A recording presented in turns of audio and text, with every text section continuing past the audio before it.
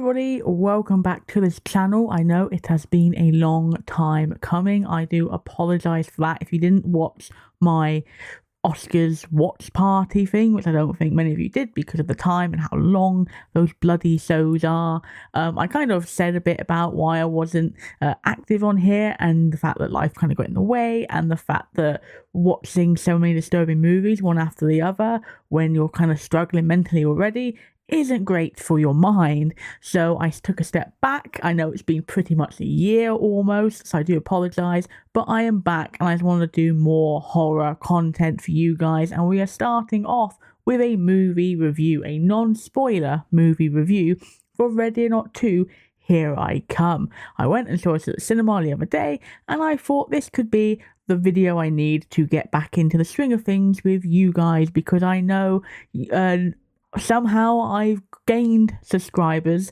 through the videos whilst I've been away. So thank you to everyone that stuck with me and stayed here waiting patiently for a new video, and here we go. Let's get back into the string of things. So yes, as I said, we are doing Ready or Not 2, Here I Come, and this is a non-spoiler review. I will try and be as vague as possible with the actual plot points. Although I think if you are a fan of horror, if you like these type of movies, you know what you're going to be in for Ready or Not 2. But this movie is straight off the back of the first one. This starts right off from the first movie, so I do strongly recommend to watch that first movie. Either do a rewatch of it like I did the night before, or if you've never seen it and you were thinking about just jumping in it, because there are some times where you can watch a sequel and not really need to watch the first one to kind of have a good time. Whilst that is the same case here, you can still have a good time without knowing the backstory. I think like you will get a lot more enjoyment out of it, and you will love the character of Grace a lot more if you watch the first one. So definitely go watch that first one. It was 2019 it came out from Radio Silence. Not their first movie they made a few before then, but it definitely was the movie that put them on the map. They then went on to do the 2 Scream movies, Abigail. I'm a massive fan of them. I think they can do no wrong in my eyes. I love their humour. I love the way they mix that with the absurd amount of blood that they use, and I love that sometimes it does actually get a bit creepy, a bit scary. So yeah, we are here, and as I said, we've got straight off from the first one, we are reunited with our final girl, Grace, played fantastically by Samara Weaving. I love this woman. I adored Grace as a character in the first one, and that continued on. But we don't just have Grace today. No, we don't. We have a new character here in the forefront as our 2 final girls, shall we say, going up for it. And that is Kathryn Newton, and she is coming in as playing Grace's estranged little sister, Faith. And Kathryn Newton, no stranger to the Radio Silence gang, obviously was in Abigail, was probably one of my favourite bits of Abigail as well. And I just love the chemistry between Samara and Kathryn. I think they play off so well. They both got very dry sense of humour, especially Samara. And I feel like that just, when you're put in, it could be very difficult to introduce a new character to kind of share the screen with a character that we love so much. If you come into this movie from the first one, likelihood is you're going to be a massive fan of Grace. So to see her share the screen time really with another character can be quite daunting, and they could have got it very wrong. But for me, I felt that they wrote the siblings very well. I felt like it's very believable. Knowing her backstory in the first one, you kind of get little glimpses of it, of Grace's upbringing. It's really cool now to kind of dig a little bit deeper. This movie does kind of dive in and kind of, doesn't give you a massive backstory of their childhood, but you can it gives you enough pieces for you to be satisfied. That's what I'll say with that. And yeah, like I said, I thought Faith was a great addition, this character. I love the fact that you've got someone who has gone through this ordeal of being hunted, like literally 24 hours before, and then you're putting her with this person that there is some conflict with, who also has no idea what the hell she's doing, what she's got herself into. She's only there because she's related to Grace, and it's just a really fun kind of dynamic, and it's really, really cool. And I think Kathryn Newton, whilst I wasn't a fan of her in Ant-Man and the Wasp: Quantumania, I loved her in Freaky, I loved her in Abigail, and I love her in this, and I also loved her in Lisa Frankenstein. So I think that she's really found her way. I think that she will be in more Marvel movies, I'm sure. But I think where she's found herself in the horror comedy area, I think it works so well for her talents and for her comedy. And yeah, I was really, really happy. We've got some new players in the story as well who are hunting them. So the synopsis of Ready or Not 2 is right off the bat of the first one. Grace reunites with her estranged sister, and they are hunted by a bunch of new families who are vying to win this seat, which gives them the ultimate power in the world.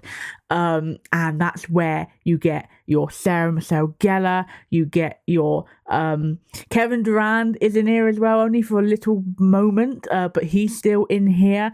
And yeah, these are our new band of villains, okay?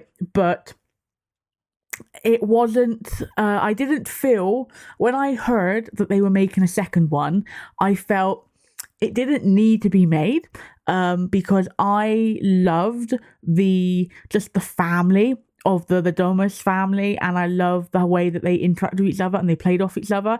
And I was very worried that we wouldn't get the same charm coming into this as we did with the first one, because a lot of that was down to that family.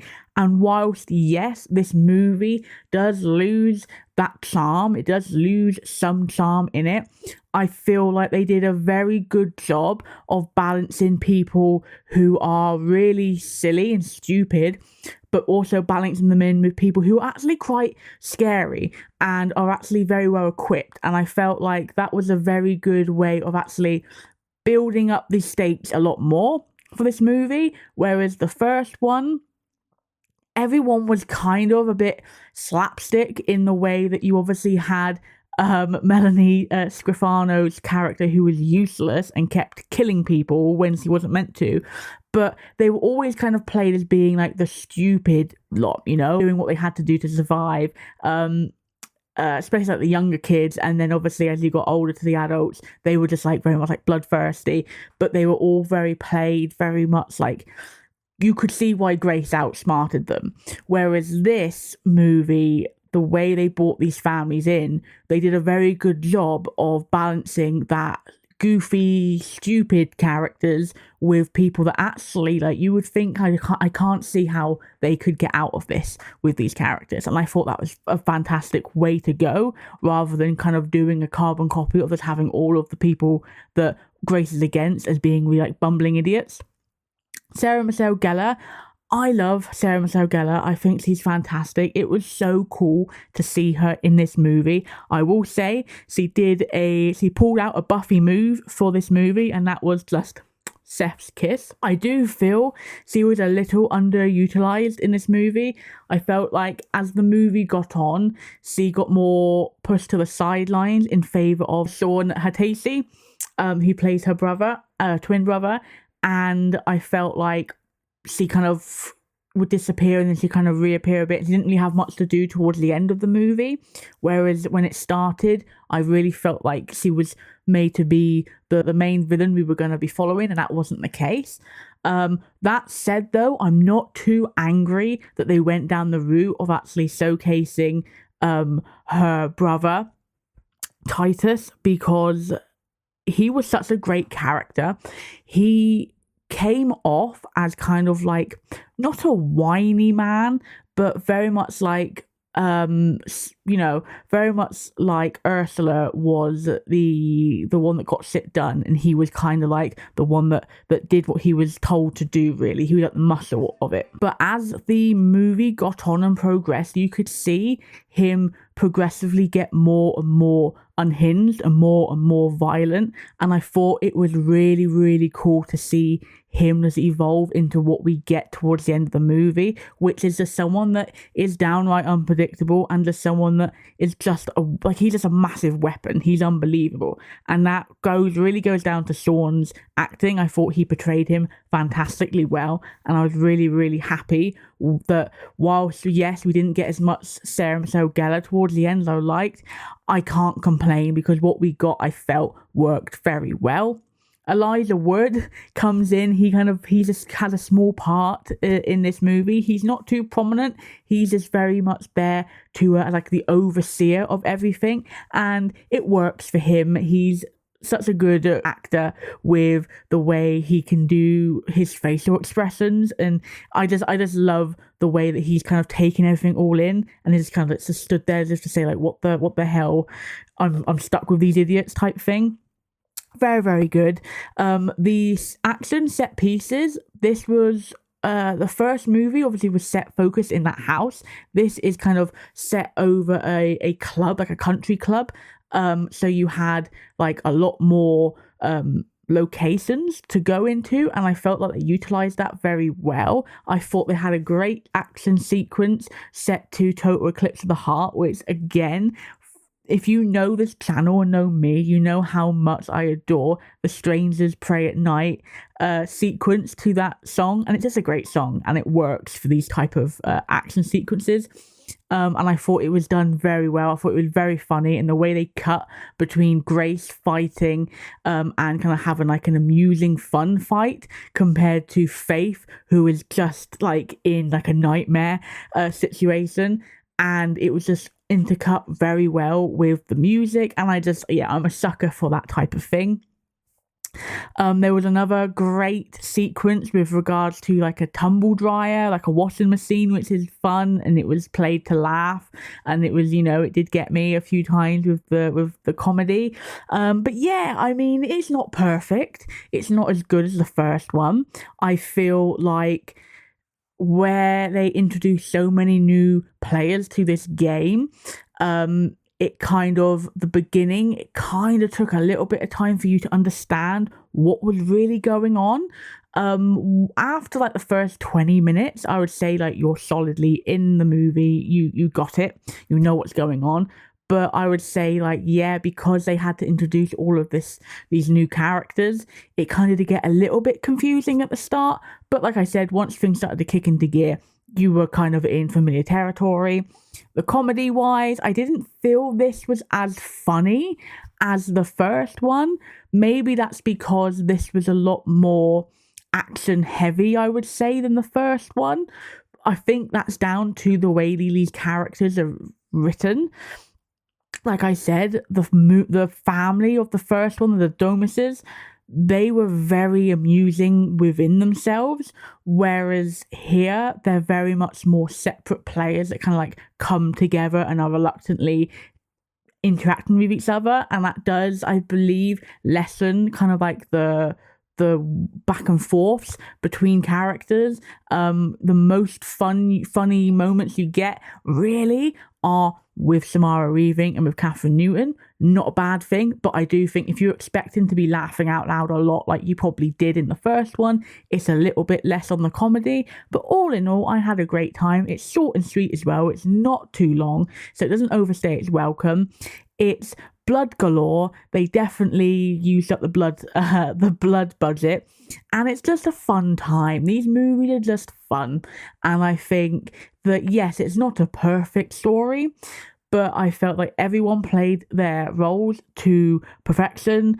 Samara Weaving is fantastic. I feel like Grace is just like solidifying herself in horror as one of like the badass, cool final girls. And I thought like the introduction with Kathryn Newton as well was just so good. And I'm just really glad that we got these two together interacting, because I am more invested in a sibling relationship in horror as opposed to a love relationship in horror. I just find it more, the stakes are more high, and I find that you get more nitty gritty out of it. And this isn't disappointing. I was really invested in their storyline and really invested in how they were together. So all in all, out of 5, I'm going to give Ready or Not 2, Here I Come, a 4 out of 5. I think it's pretty decent. I think it just doesn't have that charm as the first one, which is why it doesn't get that 5. But it was never going to have that charm, I don't think, because the charm came from that family. But if you've seen this movie, comment down below. Try to keep it spoiler free, so people can go and enjoy it without knowing exactly what's happening with death scenes, exactly what the ending is. But yeah, let me know whether you enjoyed it, whether you didn't enjoy it, because it's kind of like, it's neutral, I'd say. It's about, 70% on Rotten Tomatoes, which for horror is great, but I do feel like it's not as well received as the first one. But I didn't feel like it was ever going to be. But yeah, thank you so much for watching. As I said, this was kind of my foot back in to this channel. Going forward, we will obviously be doing more disturbing movie breakdowns, but I'll also be doing more watch movies, where I watch a big series and then rank them and discuss them and all that stuff. So those videos will be out as well as just general horror reviews, and also looking at maybe some movies when I buy them, if they're good, cool special editions, stuff like that. It's just going to be a bit more easygoing than just one after the other disturbing movie breakdowns, because that was a little bit difficult for my mind when things started to go a bit pear-shaped in the emotion side of things. But thank you so much for watching. Make sure you follow me on the socials if you want to stay up to date with things, and also look at things that are more movie central and also more movie collecting central. Follow me on these social medias. But thank you so much for watching. I will see you at the next video very soon, I promise. Make sure you subscribe so you keep notified for when I am live, and I will see you at the next video. Ciao ciao, goodbye for now.